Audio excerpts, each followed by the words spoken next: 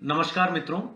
एक और प्रश्न जो आया है, मध्य प्रदेश से साथी ने पूछा है कि मरने के बाद शरीर बहुत ज़्यादा सख्त क्यों हो जाता है? तो देखिए, फिजियोलॉजी की भाषा में भी इसको समझाऊँगा, लेकिन थोड़ा-सा और सरलतम भाषा के अंदर इसको समझाऊँगा।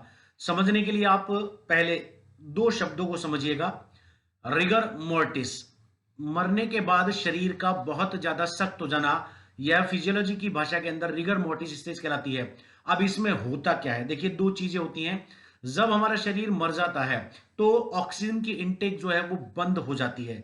जब इनटेक बंद हो जाती है तो उसके बाद भी कुछ समय तक हमारी सेल्स के अंदर मेटाबॉलिज्म जारी रहता है, और मेटाबॉलिज्म जब चालू रहता है तो कैल्शियम जो आयन होता है, जो बहुत ज्यादा रिजिड होने के लिए फेमस होता है, जैसा कि आप जानते हैं प्लास्टर ऑफ पेरिस, जब हमारी हड्डी वगैरह टूट जाती है तो वह कैल्शियम का जो लेप है वह लगाया जाता है। सेम ऐसे ही हमारी कोशिकाओं के अंदर कैल्शियम जो आयन होता है उसकी सांद्रता बहुत ज्यादा होती है।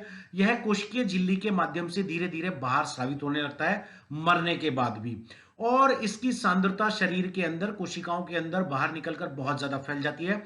फिर यह धीरे धीरे मांसपेशियों के पास जाता है, और मांसपेशियों के जो फिलामेंट्स होते हैं एक्टिन और मायोसिन, जैसा आपने पढ़ा होगा मसल स्लाइडिंग फिलामेंट थ्योरी, हक्सन और हेक्सले ने दी थी। मांसपेशियां जब छोटी होती है, वो एक्टिन और मायोसिन एक दूसरे के ऊपर चढ़ जाते हैं, जिससे मांसपेशियां छोटी हो जाती है।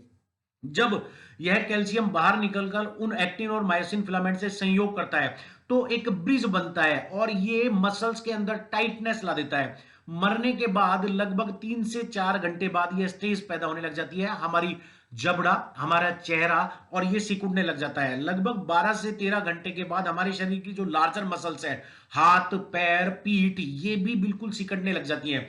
अब मसल सिकुड़ने का मतलब यह है कि मसल्स में टाइटनेस आ गई और बॉन्डिंग बन गई है, जिससे बॉडी बिल्कुल कठोर हो जाती है, रिजिड अवस्था के अंदर रहती है। इसे रिगर मोर्टिस कहा जाता है। मरने के बाद शरीर के प्रोटीन्स का कैल्शियम के साथ मिलकर बहुत ज्यादा टाइट हो जाना। लेकिन यह अवस्था संपूर्ण रूप से पूरे मरने के बाद बहुत लंबे समय तक नहीं बनी रहती। मरने के 36 से 40 घंटे के बाद जब इन कैल्शियम आयंस की सांद्रता कम होने लगती है, ऑक्सीजन बॉडी में आना चूंकि बिल्कुल ही बंद हो चुकी होती है, तो ये जो मसल्स के फिलामेंट्स हैं ये अपनी बॉन्डिंग तोड़ना शुरू कर देते हैं, और फिर से बॉडी उसी शेप के अंदर रह जाती है। तो जैसा आपने देखा होगा कि मरने के बाद या पानी में से, नॉर्मली जो पानी में आदमी डूबकर मरता है उसकी बॉडी 3-4 घंटे बाद निकालते हैं, तो आप देखते हैं कि बॉडी अकड़ जाती है। तो यह अकड़ना वास्तव में रिगर मोर्टिस कहलाता है। और देखिए, विज्ञान, भगवान ने जब विज्ञान को बनाया तो कुछ हमारे हिसाब से उसमें कुछ चीजें डाली। विज्ञान यह कहता है कि आफ्टर डेथ, आप लोगों ने पशु चिकित्सा के अंदर देखा होगा, जो मीट इंडस्ट्रीज वगैरह होती है उसमें जानबूझकर बॉडीज को डीफ्रीज किया जाता है। तो भगवान भी ये कहता है कि मरने के कुछ समय बाद तक शरीर खराब ना हो, इसलिए उसने ऑटोमेटिकली अपने द्वारा इन्वेंट विज्ञान को हमारे बीच में लगा दिया, और बॉडी लगभग 36 से 40 घंटे तक टाइटनेस अवस्था में रहती है ताकि बॉडी का नुकसान ना हो।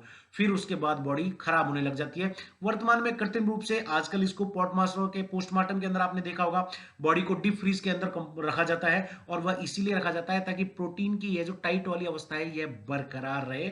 तो यह रिगर मोर्टिस कहलाती है, जिसको हमें समझना चाहिए।